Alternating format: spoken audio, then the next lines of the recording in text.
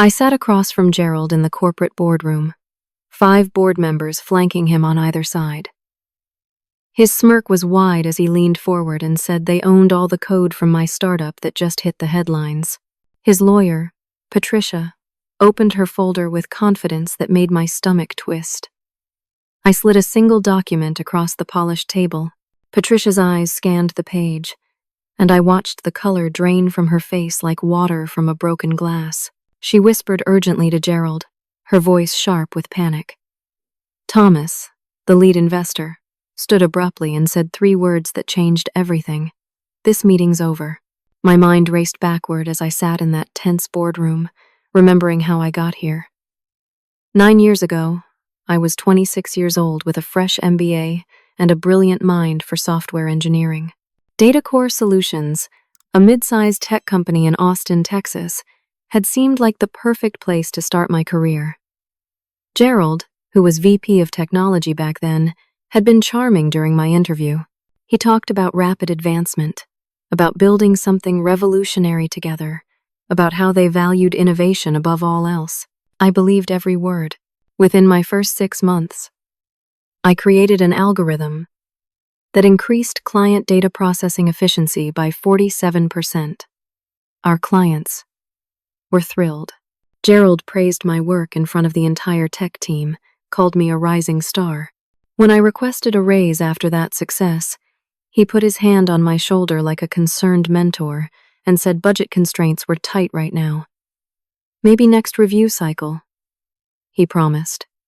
His smile seemed genuine. I worked harder, thinking I just needed to prove myself a little more. Years 2 through 5 became a blur of breakthroughs and broken promises. I developed a predictive analytics tool that landed us 3 Fortune 500 clients. The contracts were worth millions. I created a security protocol that became an industry standard, one that competitors tried desperately to replicate. Each time, the pattern repeated itself like a broken record. Glowing performance reviews arrived in my inbox. Promises of next quarter echoed in meeting rooms, but my salary stayed frozen at $58,000. While male colleagues I had personally trained were making $75,000 or more. Some got promoted above me with half my experience. I started documenting everything in private files on my personal laptop. Every email, every promise, every project I delivered. Something felt wrong, but I kept telling myself to be patient. Good work would eventually be rewarded, right? Years 6 through 8 brought escalating frustration that ate at me like acid. Gerald had climbed to CEO by then, even more dismissive of my requests. The company's revenue exploded from $12 million to $83 million annually. 70% of that profit came directly from innovations I had developed. I was still called senior developer, but my paycheck looked like an intern's. My requests became formal written proposals, backed by data showing my market value and contributions. Gerald's assistant would send back generic rejection letters that could have been written by a machine. I felt trapped in a cage I had helped build. Bills piled up on my kitchen counter. Student loans crushed me under their weight. I started having anxiety attacks in my car before walking into the office. My therapist helped me understand I was experiencing workplace trauma, but I did not know how to escape. 6 months ago, everything came to a head. I had just delivered a project that secured a $20 million contract with a major pharmaceutical company. It was my biggest success yet. I requested a formal meeting with Gerald and the board, prepared a detailed presentation showing my contributions over 9 years, complete with financial analysis and market salary comparisons. I wore my best suit. I practiced my pitch until the words felt smooth. Gerald did not even look at my slides. He sat back in his chair, arms crossed, and said words that burned into my memory. "Breanna, you're valuable, but you're not irreplaceable. Be grateful you have a job." I drove home that night and cried for 3 hours straight in my bedroom. My husband Dylan held me, but did not know what to say. My best friend Lauren called and said something that planted a seed I could not ignore. "Why don't you build something for yourself?" The idea took root and grew. 5 months ago, I started working nights and weekends on my own AI-driven analytics platform. I called it Clarity Systems. Everything about it was different from Datacore's products. Different codebase, different approach, different philosophy. I worked from my apartment using my own laptop, my own resources, my own time. I told no one at work. I was meticulous about keeping everything separate. Not one line of code crossed between my day job and my personal project. I read my employment contract until I had it memorized. There was a clause about intellectual property created on company time, or using company resources. I made absolutely certain that everything for Clarity happened outside work hours, on my personal equipment, funded by my savings. Every receipt saved, every timestamp documented. 3 weeks ago, Clarity Systems soft launched to a small group of beta testers. The response shocked me. My platform was not just good, it was revolutionary. A tech journalist somehow discovered it and wrote a glowing article comparing it to the next generation of analytics tools. Within 72 hours, the article went viral. LinkedIn exploded with comments. Twitter discussions trended. Tech blogs picked it up. Major companies started requesting demos. Investment offers flooded my email faster than I could read them. Then 5 days ago, Gerald's assistant called me into his office immediately. Her voice on the phone was tight and cold. When I walked in, Gerald's face was red, with a rage I had never seen before. He had the tech article printed out, circled in red marker like a teacher grading a failed test. He slammed his hand on the desk and said words that made my blood turn to ice. "You built this on my time. This belongs to Datacore."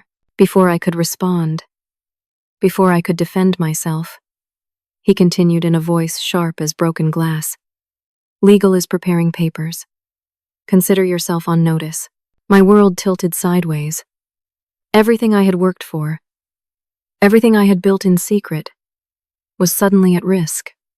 I had been so careful, but Gerald had lawyers and money and power. What did I have? Fear settled in my chest like a stone. I left Gerald's office with my hands shaking so badly I could barely hold my car keys. The office felt different as I walked to my desk. Everyone was staring at me, their eyes full of questions and something that looked like pity.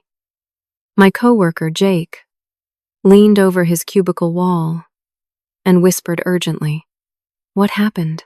Gerald's been raging all morning about some startup. I could not speak. Words stuck in my throat like gravel. I packed my bag with trembling fingers and drove home in a daze. Traffic lights blurred together. I do not even remember the drive. When I got home, I called Dylan at the high school where he taught history. We had been married for 3 years, and he had always been supportive of my career. His voice was warm when he answered, asking how my day went. I broke down completely and told him everything.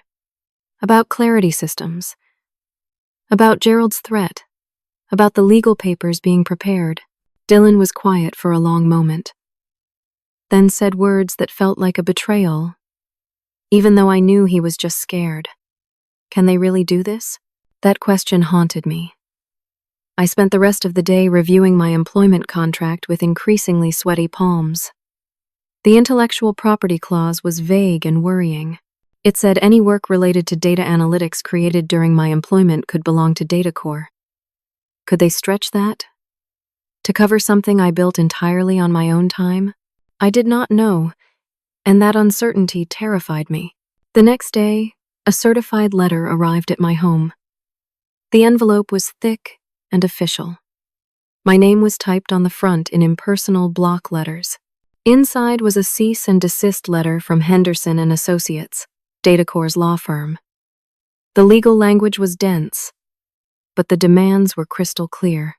I had to immediately halt all operations of Clarity Systems, turn over all code and documentation, sign an affidavit acknowledging Datacore's ownership, and return any misappropriated company property. They were threatening to sue me for breach of contract, theft of trade secrets, and damages exceeding $2 million. I had 72 hours to comply. My vision went dark at the edges. A panic attack hit me hard. I could not breathe. My chest felt like someone was standing on it with both feet. Dylan held me on the bathroom floor while I gasped for air, but when I finally calmed down, he said something that hurt worse than the legal threats. Maybe we should just give them what they want? We can't afford a legal battle. His lack of faith cut deeper than I expected. I called 3 lawyers that afternoon. Every single one quoted retainer fees between $10,000 and $20,000. We did not have that kind of money. My savings had gone into building clarity systems. Dylan's teacher salary barely covered our mortgage. We were trapped. Day 3 brought a new nightmare. I tried to access Clarity's business bank account to see if I could somehow scrape together money for a lawyer. The account was frozen. DataCore had filed an emergency injunction claiming the money came from stolen intellectual property. Then I checked my personal checking account. Also frozen. They claimed my salary over the past months was paid under false pretenses since I was allegedly stealing from them. I had $300 in cash hidden in a drawer. That was it. We could not even buy groceries. Dylan's paycheck was direct deposited in 2 days. But right now we had nothing. The weight of it crushed me. I decided to confront Gerald face to face. Maybe if I showed him my documentation proving everything was separate, he would back down. I was desperate enough to believe anything. I drove to DataCore's office and tried to go up to the executive floor. Security stopped me at the elevator. Apparently, my badge access had been revoked. The guard looked at me with something like sympathy but would not let me pass. I sat in the lobby for 2 hours, watching employees I had worked with for 9 years walk past me like I was invisible. Gerald finally came down with Patricia, the senior lawyer. He looked pleased with himself, in front of a lobby full of people, including colleagues who knew me. He said loudly, "Breanna, theft is serious. We're being generous, offering settlement." My face burned with humiliation. I tried to keep my voice steady as I protested. I built Clarity on my own time, my own equipment. I have documentation proving everything. Patricia's response was cold and clinical. "Your contract says any work related to data analytics belongs to DataCore. That's broad enough to cover your little project." She said little project like I had built a lemonade stand instead of a revolutionary platform. Gerald added with a smirk that made me want to scream. "You're talented. I'll give you that. But you're naive if you thought you could steal from me." As I stood there arguing, feeling hopeless and humiliated, another executive approached. Sandra from Human Resources had worked at DataCore for 12 years. She was in her early 60s, always kind to me, always had a warm smile. She walked past us, then doubled back and handed me a folder. Her voice was barely a whisper. "You didn't get this from me." She walked away quickly, her heels clicking on the marble floor. Gerald and Patricia did not seem to notice. I clutched the folder and left the building, my heart hammering. In my car, parked at the far end of the lot, I opened the folder with shaking hands. Inside were copies of internal emails between Gerald and the board. My eyes scanned the pages, and with each line, my anger grew hotter. The emails revealed that Gerald had been presenting my work as his own innovations for years. He took credit for algorithms I developed. He claimed my security protocols were his ideas. He had built his entire reputation on my back. One email from 3 years ago made me grip the steering wheel until my knuckles went white. Gerald had written to the board, "The girl doesn't know her own value. Keep her salary low. She's too passive to leave." Another from last year. "Breanna's new project could be worth $50 million. Don't promote her yet. We need to extract more value." But the worst one was from 1 week ago. Gerald to his lawyer, Patricia. "Breanna's startup could destroy us. Our products are inferior. File injunction. Freeze her assets. Force her to settle. She can't fight without money." I sat in that parking lot and understood with complete clarity. This was not about intellectual property. Gerald was deliberately destroying me because I had become competition. He was using the legal system as a weapon, knowing I could not afford to fight back. It was calculated, cruel, and completely intentional. Sandra had risked her job to give me this. I did not know why, but I was grateful beyond words. The next week felt like watching my life burn down in slow motion. DataCorp filed a formal lawsuit in Travis County District Court. The amount stunned me. $4 million in damages. The lawsuit claimed I stole trade secrets, violated a non-compete agreement that did not actually exist, and damaged their business reputation. Local tech news picked up the story immediately. The headline made me physically ill. DataCorp sues former employee over startup theft allegations. My name was now permanently associated with the word theft in every internet search. My professional reputation, built over 9 years of hard work, was destroyed in a single news cycle. The professional destruction happened faster than I thought possible. Beta clients of Clarity Systems started backing out. Their lawyers advised them not to touch potentially stolen technology. Within 4 days, I lost 23 of my 26 beta clients. The 3 who remained were small startups who believed me but could not pay for the service. Investment offers completely evaporated like water in the Texas heat. Venture capitalists would not touch me with ongoing litigation hanging over my head. My LinkedIn profile became a battleground. Comments flooded in calling me a thief, a fraud, someone who betrayed her employer's trust. People I had never met wrote paragraphs about how I deserved everything coming to me. Professional contacts I had built relationships with over years stopped returning my calls and emails. I was being erased from the industry. A court hearing was scheduled for a preliminary injunction. I had to represent myself because I still could not afford a lawyer. Walking into that courtroom felt like walking to my own execution. Gerald showed up with Patricia and 2 additional attorneys from a major firm. They wore expensive suits and carried leather briefcases. I wore my best interview outfit and carried a single folder. The judge was an older man who looked tired and irritated by his crowded docket. He barely looked at me. Patricia presented the employment contract with theatrical precision, emphasizing the intellectual property clause over and over.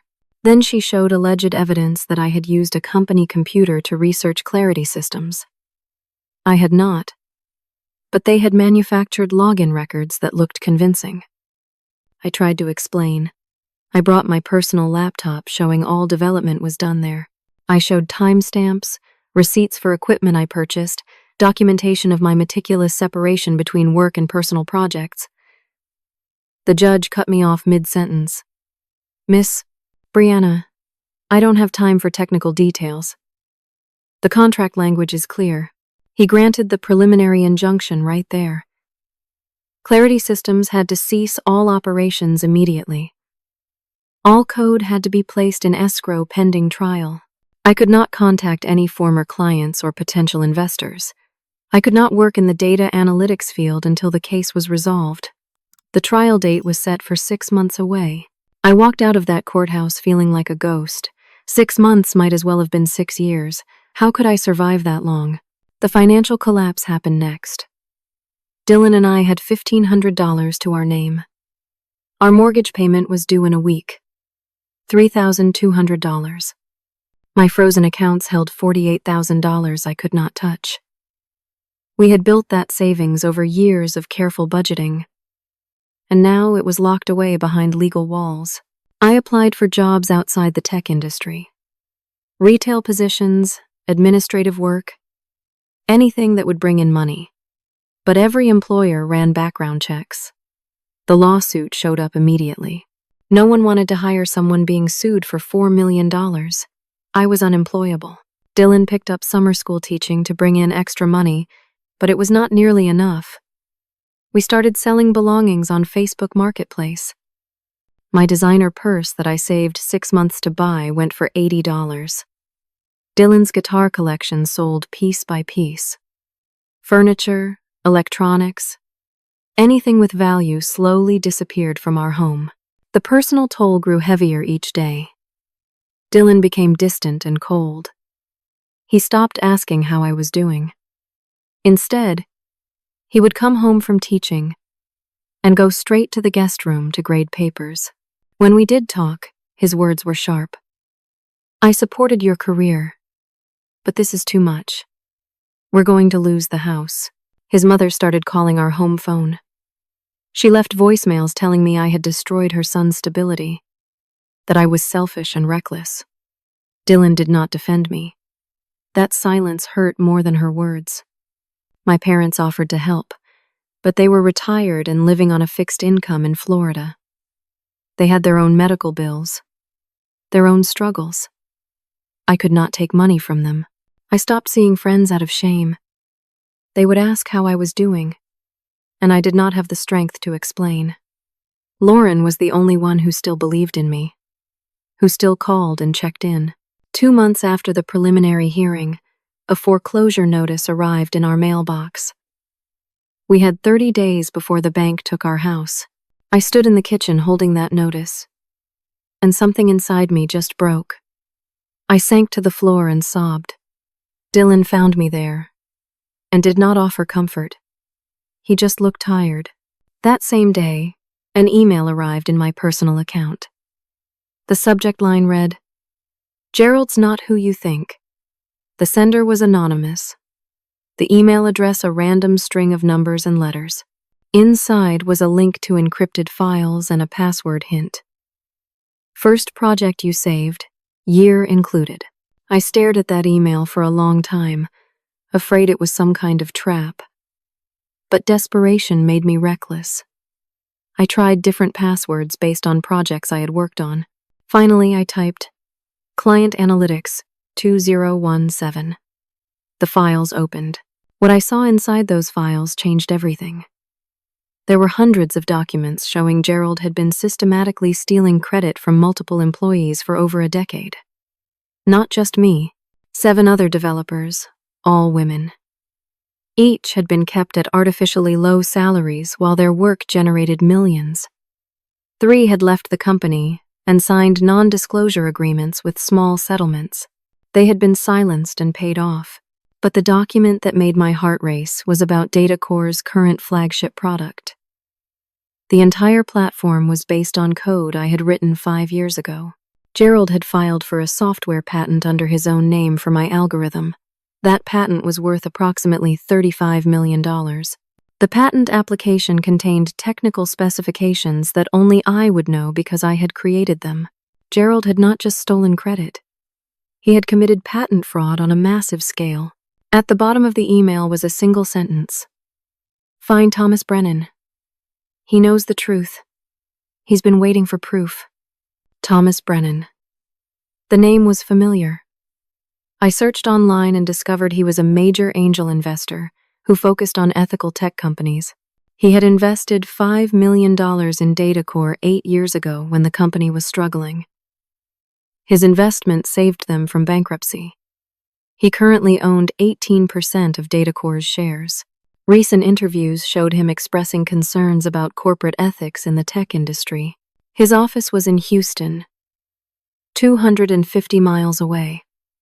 I did not have money for gas. I did not even have a car anymore because I had sold it. But I had proof now. Real proof. And I had a name. Someone had taken a huge risk to give me this information. I could not let it go to waste. For the first time in months, I felt something other than despair. I felt fury. Cold, focused, determined fury. Gerald had destroyed my career, my reputation, my marriage, and my financial stability.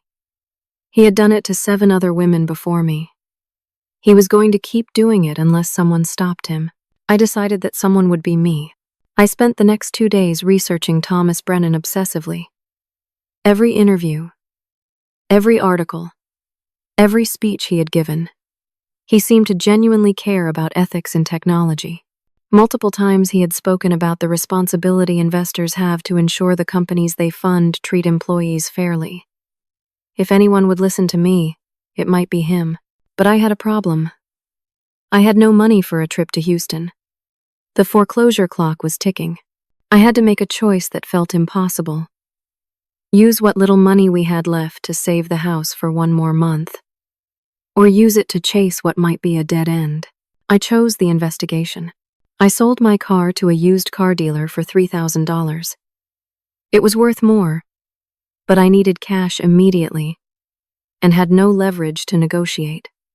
I kept Dylan's older Honda Civic for him to get to work. Then I did something I still feel guilty about. I sold my engagement ring. Dylan did not know. I took it to a pawn shop and got $1,800. The ring had cost him 3 months of salary when we were young and broke and hopeful. Selling it felt like admitting our marriage was over. I pawned my laptop for $400, keeping all my files backed up on external drives that I guarded like treasure. With that money, I made our mortgage payment, so we would not be homeless immediately. Then I bought a Greyhound bus ticket to Houston for $68.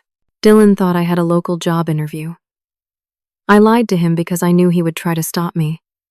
Our relationship had deteriorated to the point where we barely spoke, passing each other in our own home like strangers. Part of me wondered if we would make it through this even if I won. The damage felt too deep. The Greyhound bus ride took 4 hours. I sat next to a woman who talked the entire time about her grandchildren. I smiled and nodded, but did not hear a word. My mind was racing through what I would say to Thomas Brennan, how I would convince him to believe me. His investment firm, Brennan Ventures, was in a sleek glass building in downtown Houston. I walked in wearing my best outfit, carrying my folder of evidence, trying to look professional despite feeling like I was held together with tape. The receptionist was young and polite but firm. Mr. Brennan did not take walk-in appointments. I would need to schedule through his office, and his calendar was booked for the next 6 weeks. I sat in the lobby and waited anyway. 3 hours passed. My phone battery died. I had not eaten since the night before, but I stayed.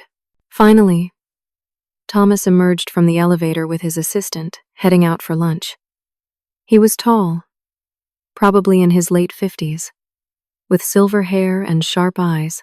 I approached quickly, my heart pounding so hard, I thought everyone could hear it. Mr. Brennan, I'm Breanna from Datacore. I need 5 minutes. He looked annoyed and tired. You need to schedule through my office. He started to walk past me. Desperation made me bold. Gerald stole $35 million worth of patents from me and other women. I have proof. He stopped walking. Turned to look at me. Really look at me. You're the Clarity Systems developer. Gerald told me you were a disgruntled thief. I pulled printed documents from my folder with shaking hands. These are internal emails showing he's been exploiting female employees for a decade. He filed patents under his name for algorithms I created. He's committing fraud. Thomas glanced at the first page. His expression changed from annoyed to interested. He said 3 words. Follow me. In his private office, I laid everything out. The emails from Sandra. The patent fraud evidence. My documentation proving I built Clarity independently. Thomas listened without interrupting, taking careful notes. His face gave nothing away. When I finished, he sat back in his leather chair and was quiet for a long moment. Finally, he spoke. I've suspected Gerald of ethical violations for 2 years, but I had no proof. He explained that other investors had raised concerns about Datacore's practices. The board was split. Some members were loyal to Gerald. Others questioned him. Thomas owned 18% of the company, but Gerald controlled 32% through various holdings. If what you're showing me is real, Gerald belongs in prison. But you need more than anonymous documents. He looked at me directly. The source matters. These could be dismissed as forgeries or inadmissible in court. My heart sank. I need to verify authenticity and find the original files in Datacore's servers. Thomas nodded slowly. If you can get verified proof, I'll fund your legal defense. I'll also bring in the other concerned board members. We can force him out. But the problem remained. I was banned from Datacore property. My access was revoked. I could not break into their servers without committing actual crimes. He can't help me without risking his own legal troubles. I needed someone with current access who would be willing to risk everything to help. I thought of Jake, my coworker who had always been kind. But asking him to put his job and future on the line felt impossible. What if he said no? What if he told Gerald? I rode the bus back to Austin that night, feeling exhausted and frustrated. I had gotten further than I expected, but hit another wall.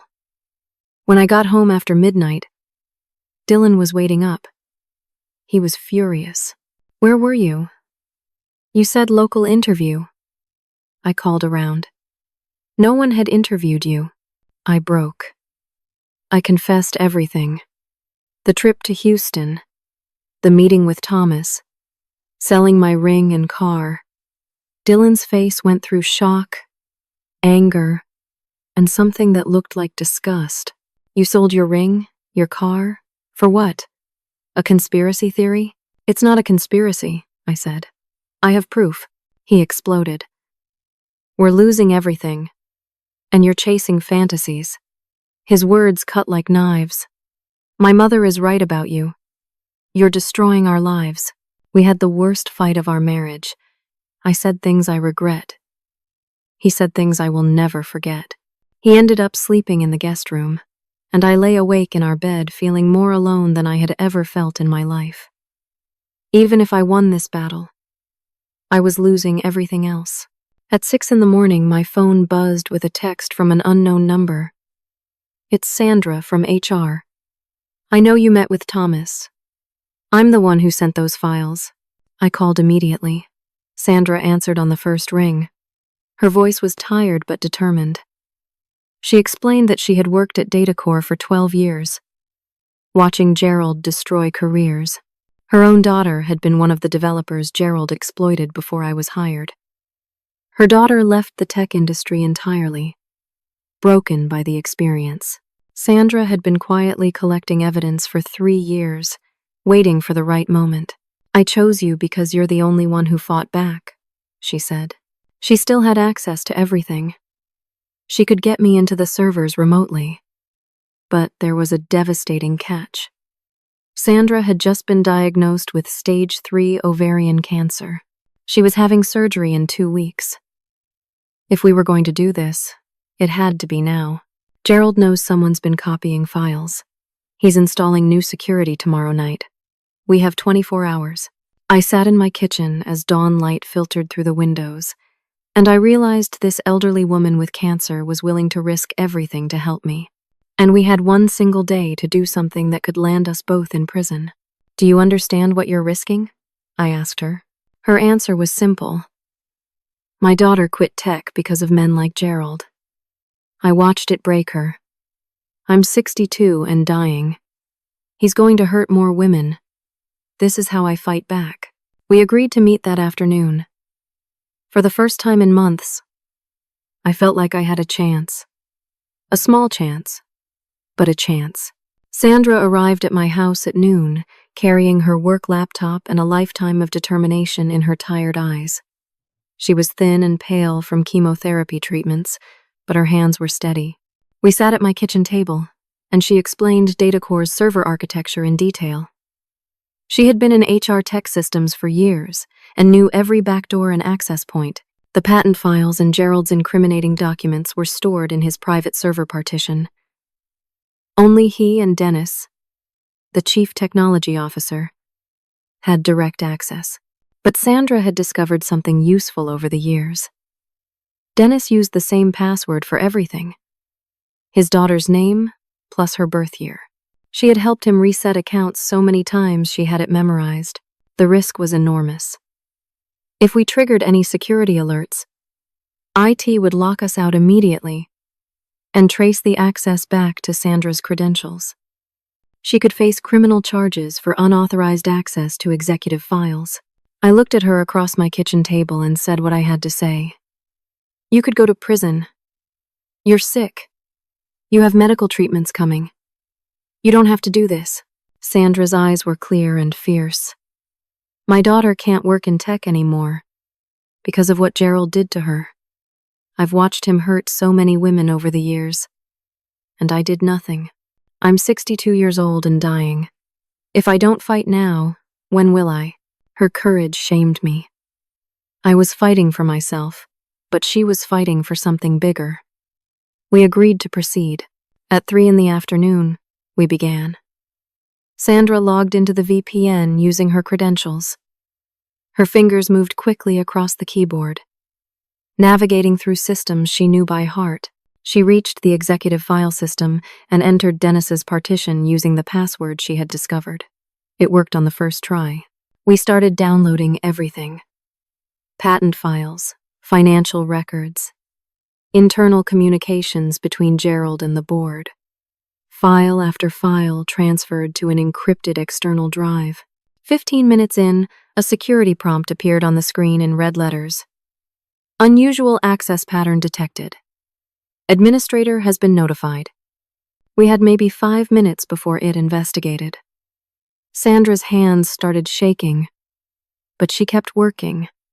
Her focus was absolute. She downloaded files faster, prioritizing the most damaging evidence. Then her phone rang, the sound making us both jump. It was Gerald's assistant. Sandra answered, her voice perfectly calm, despite the panic in her eyes. Yes? The assistant's voice came through loud enough for me to hear. Sandra, IT says someone's accessing executive files with your login. Where are you? Sandra lied without hesitation. I'm at a doctor's appointment. My laptop must be compromised. Shut down my access immediately to protect the company. There was silence on the other end. Then the assistant said words that made my blood run cold. Gerald wants to see you first thing tomorrow morning. Sandra ended the call. We got the files, but my cover is blown. She ejected the external drive and handed it to me like she was passing a torch. Take this to Thomas tomorrow. I'm calling in sick. I took the drive. But guilt overwhelmed me. Gerald will fire you. He'll know you helped me. Sandra stood up, gathering her things. Her smile was sad but peaceful. I'm dying anyway, Breanna. My pension is vested. They can't touch it. Let him fire me. She hugged me, and I felt how thin she had become. Finish this. For all of us. After she left, I sat with that external drive and reviewed what we had downloaded. The evidence was devastating. The patent for my algorithm, filed under Gerald's name with false development dates. Emails showing Gerald explicitly told investors he personally developed the technology. Financial records proving 7 women were kept at poverty wages while their work generated $60 million in revenue. 3 former employees had signed non-disclosure agreements with settlements between $30,000 and $50,000 to stay quiet about similar exploitation. But the email that made rage burn hot in my chest was from 6 weeks ago. Gerald to his lawyer Patricia. The Clarity Systems situation is perfect. We'll bankrupt her with legal fees. She'll settle for nothing, and we'll acquire her platform for free. She's isolated and weak. Easy target. He had planned my entire destruction deliberately. Every move calculated to break me. That evening, Dylan came home from teaching summer school. I tried to show him the evidence. Tried to explain that we finally had a real case. He barely glanced at the laptop screen. His voice was flat and defeated when he spoke. I can't do this anymore. His words hung in the air like smoke. My parents offered us their guest house. Just us. You need to drop this lawsuit. I stared at him, not understanding. You want me to give up? After everything? I want my life back. He would not meet my eyes. The wife who was stable, not this crusade. The truth hit me then. He was choosing comfort over principle. He was choosing his parents' approval over believing in me, I said quietly, my voice steady despite my breaking heart. Then you should go to your parents' house. Without me. He looked shocked, like he had not expected me to call his bluff. But he did not argue. He packed a bag while I sat in the living room, and then he left. The door closing behind him felt final. I sat alone in the house we were losing, my marriage apparently over, holding evidence that could destroy Gerald but having no lawyer to present it. I should have felt hopeless. Instead, I felt something surprising. Freedom. Clarity. I was done compromising. Done making myself smaller. Done accepting less than I deserved. At 11 that night, my doorbell rang. I opened it cautiously to find Jake standing there, looking terrified. Can I come in? I can't be seen here. Inside my living room, he explained in a rush of words. Gerald held an emergency meeting that afternoon. He told the entire tech team that I was under investigation for corporate espionage. He said anyone who communicated with me would be fired and potentially sued. He was turning the whole company against me, poisoning every relationship I had built. But Jake said something that made hope bloom in my chest. I know you, Breanna. You're not a thief, and I know Gerald is. He revealed that Gerald had offered him my old position if he testified against me at trial. Gerald wanted Jake to say he saw me stealing code. He would pay Jake well for the testimony. Instead, Jake brought me a USB drive. On it were audio recordings he had secretly made of meetings over the past year. Meetings where Gerald explicitly discussed how to manage my salary. In one recording, Gerald's voice was clear. Women are easier to underpay. They don't negotiate hard. Breanna's a gold mine and she doesn't even know it. In another recording, Gerald told Dennis, if she ever leaves, we lose our competitive edge. Keep her dependent on us. Jake's hands were shaking as he gave me the drive. I was afraid to come forward, but I can't watch him destroy you. I now had 3 types of evidence. The anonymous emails showing patent fraud, Sandra's downloaded files from the servers, and Jake's audio recordings catching Gerald in his own words. It was enough. It had to be enough. But Jake had one more piece of information. Thomas Brennan is calling an emergency board meeting. Day after tomorrow, 4 in the afternoon. I heard Gerald on the phone. He sounded panicked. This was the meeting from the opening scene, the moment everything would come together or fall apart. I had 48 hours to prepare for the most important confrontation of my life. I spent the next 2 days organizing every piece of evidence into a coherent narrative. I created a timeline showing 9 years of exploitation. Financial analysis proving my contributions generated millions. Documentation of legal violations. Lauren came over to help, playing devil's advocate and challenging my presentation. We practiced until my words felt smooth and confident. I had not slept more than 2 hours a night, running on coffee and pure determination. My hands shook constantly. The morning of the meeting, I received a text from Sandra that made me smile despite my nerves. Gerald fired me yesterday, accused me of data theft. I told him to prove it. He couldn't. I said I'll see him in court, finish him. At 4 in the afternoon, I arrived at DataCore headquarters with my laptop bag and external drives. Security would not let me enter. I was still on the banned list. I called Thomas from the lobby, and he came down personally. Gerald was already there, and when he saw Thomas escorting me, his face turned purple with rage. She's not allowed in this building, Gerald shouted across the lobby. Other employees stopped to watch the scene. Thomas remained perfectly calm. I'm a major shareholder calling an emergency session under corporate bylaws. She's my invited guest. Gerald could not override him without revealing how desperate he was. We rode the elevator in tense silence and entered the executive boardroom. Present were Gerald, Thomas, 4 other board members, Patricia the lawyer, Dennis the CTO, and 2 other executives. The room felt too small and too cold. I sat across from Gerald. He looked smug despite his earlier panic. Confidence restored now that he was in his domain with his lawyer beside him. He opened the meeting with an attempt to control the narrative. I called this gathering to address the legal situation with our former employee. She's stolen intellectual property and now she's harassing board members with conspiracy theories. Thomas interrupted smoothly. Actually, Gerald, I called this meeting under Article 7 of our corporate bylaws. I have concerns about patent fraud and systematic exploitation of employees. Gerald laughed, but it sounded forced. Based on what? The desperate lies of a failed entrepreneur? I placed my external drive and laptop on the polished conference table. The click of it hitting wood seemed loud in the quiet room. Gerald sneered at me across the table. We've been through this, Breanna. Your employment contract is ironclad. You signed away any rights to analytics work. Patricia nodded with confidence. Miss Breanna signed a comprehensive intellectual property agreement. Any work related to data analytics belongs to DataCore. The contract is legally binding and very broad.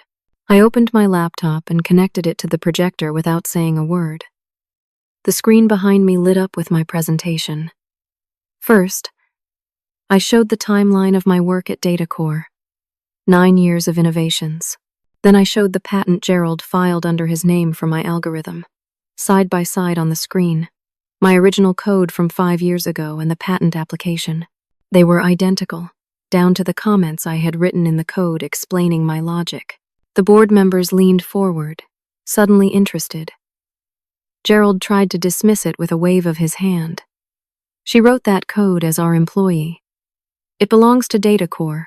I filed the patent on behalf of the company, not personally. Dennis, the CTO, shifted uncomfortably in his seat. He knew that was a lie. Patricia added quickly. The patent belongs to DataCore regardless of whose name is on the filing. This changes nothing. I played Jake's first audio recording. Gerald's voice filled the boardroom through the speakers. Women are easier to underpay. They don't negotiate hard. Breanna's a gold mine, and she doesn't even know it. The board members' expressions changed. Helen, an older woman who served on the board, looked disgusted. Another recording played. Keep her salary low. She's too passive to leave. Gerald tried to recover. That's taken out of context. We were discussing general market salary data for competitive analysis, but his voice had lost its certainty. Patricia looked less confident, but rallied for her client.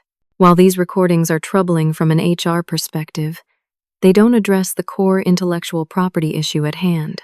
I brought up Sandra's downloaded files on the screen. Financial records proving Gerald had presented my work as his own to investors for years. Emails showing systematic exploitation of 7 women over a decade. The NDA settlements paid to silence 3 former employees. The evidence was overwhelming. Helen spoke up, her voice sharp. Gerald, this is damning. Where did these files come from? A DataCore employee who witnessed your CEO's fraud for years and couldn't stay silent anymore. Gerald was panicking now, his careful control slipping. Those files were stolen. This is corporate espionage. Patricia, tell them. Patricia looked at the documents on the screen, and I saw doubt in her eyes for the first time. If these were obtained illegally, they may not be admissible in court. But the board should absolutely investigate these allegations. She was starting to distance herself from Gerald. Gerald slammed his hand on the table, making everyone jump. Enough! None of this matters. He pointed at me with fury in his eyes. We own her code. We own Clarity Systems. She built it using knowledge she gained here, on our time. Patricia pulled out my original employment contract, pointing to the intellectual property clause with her pen. Any work product, inventions, or intellectual property related to data analytics created during employment or within 2 years after termination belongs to DataCore. She looked at me with something that might have been sympathy. It's overly broad and possibly unenforceable in some jurisdictions, but in Texas, it could very well hold up in court. You might have a strong case against Gerald personally for fraud and exploitation, but Clarity Systems is still at risk under this contract. Gerald's smirk returned, triumphant and cruel. We own your code, sweetheart. All of it. Every line. Every algorithm. Everything you built is mine. The board members looked conflicted. Gerald was clearly guilty of horrific behavior, but the contract might technically give DataCore claim to my startup. I could win the battle and still lose the war. This was the moment from the opening scene, the moment everything hinged on. I reached into my folder with steady hands and pulled out a single sheet of paper. I slid it across the table to Patricia. My voice was quiet, but clear. Read page 2, paragraph 3, subsection B. Patricia picked up the document, confused. It was not the employment contract she had been waving around. It was something different. She started reading, and I watched the exact moment comprehension hit. The color drained from her face like someone had pulled a plug. Her hands started trembling. She went ghostly pale. She leaned close to Gerald and whispered urgently. He grabbed the paper from her hands and read it. His transformation was beautiful to watch. The smug confidence melted into confusion, then shock, then pure terror. "What is this?" one of the board members asked. I explained calmly. "It's an addendum to my employment contract, dated from 3 years ago when I was promoted to senior developer. The promotion came with new terms that I negotiated with your old VP of Human Resources who retired last year." I recited the key passage from memory. Any intellectual property developed by employee outside of work hours, using personal resources, unrelated to current DataCore projects, remains employee's sole property. It's signed by Gerald himself and the former VP of HR. It's legally binding, notarized, and filed with the state of Texas. Patricia knew immediately what this meant. She whispered to Gerald again, her voice urgent and panicked. I could not hear the words, but I could guess. The addendum superseded the original IP clause for anything I created independently. Clarity Systems was unquestionably mine. Not only that, the addendum proved Gerald knew I had rights to independent work, which made his attempt to steal it deliberate fraud rather than a contract dispute. Gerald tried one final desperate move. "That document is fake. She forged it." Thomas stood up abruptly. His voice cut through the room like a blade. "This meeting's over." He looked at Gerald with complete contempt. "I'm calling for your immediate resignation and a full forensic audit of all company patents and financial dealings." He turned to the other board members. "All in favor?" Helen immediately responded, "Aye." The other 3 board members had seen enough. They knew Gerald was finished. One by one, they voted aye. It was unanimous, except Gerald.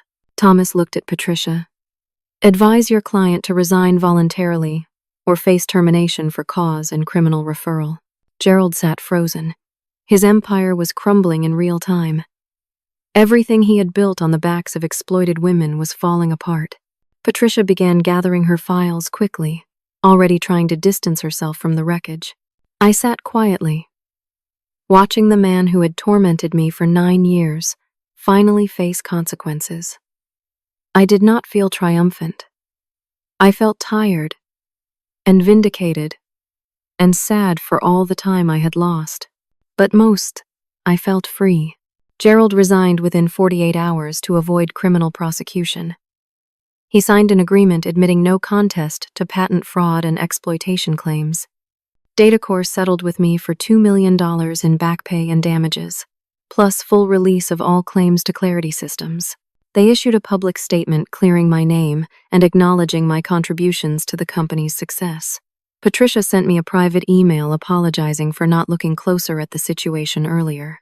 The settlement allowed me to save my house from foreclosure and pay off all my debts.